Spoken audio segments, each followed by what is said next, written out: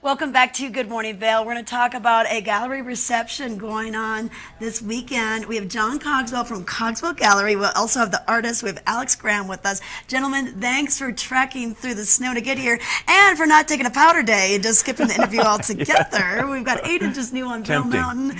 But it's great to have you here, and you're going to be featuring the work of Alex. Alex has joined us late last summer, and he does a really great contemporary body of work, and we've invited him for our first show with him, and we're inviting everybody to come in and see his work. He does some real creative Indian pieces, and he can tell you a little bit about it, and we'd love to have you visit the gallery today and tomorrow. Yeah, today from 3 to 8, tomorrow from 3 to 8. And Alex, tell us how you got kind of immersed in this culture and interested in this culture. Well, it's interesting. So, I actually have been coming to Vail with my family for years and going to John's gallery for quite some time, so it's actually a real treat to be showing here finally. The work, I'd say, was really inspired by the work of Edward Sheriff Curtis. I actually got my start in photography. And with an old black and white camera, I went around to a bunch of powwows across the U.S. and did a lot of photography work and did all my own printing and processing. So the paintings that you're seeing in the gallery right now are paintings that are extensions from my photography. Oh, wow. Yeah, just to have that photography background, that eye for it, and then to switch gears and to show it a different way. Yeah, well, it was funny because I dabbled in oils and acrylics, and now I'm working in spray paint as well. The reason I came upon spray paint is because I was augmenting the tips of spray paint cans in order to kind of mimic the grain structure of old black and white film when it's been blown up, far beyond what the grain structure can substantiate. So it has that grainy sort of a quality to it.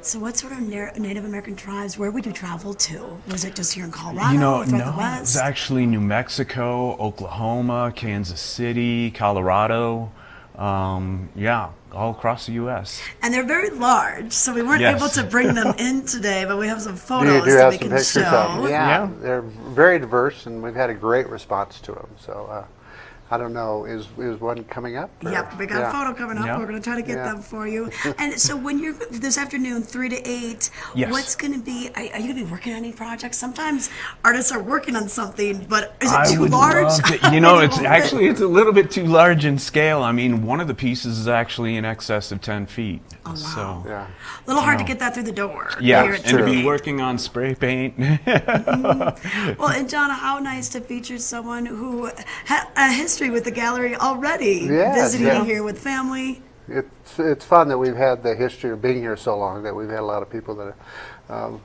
come in and enjoyed what we do, and we're trying to continue to improve our contemporary work and so forth. This is wow, this is beautiful. This is a piece titled Tom Wolfe, and it's actually about 6.5 feet tall. It's a larger piece, and it's based on one of my old photographs, and what you're looking at is predominantly spray paint, but there's oil, acrylic. The colors are very muted. I like that arcane feel. I've always, had an interest in the past more so than the future. So, wow, that's amazing, and almost larger than life at 6.5 feet. Yeah. And then some of them are larger than life. Yes.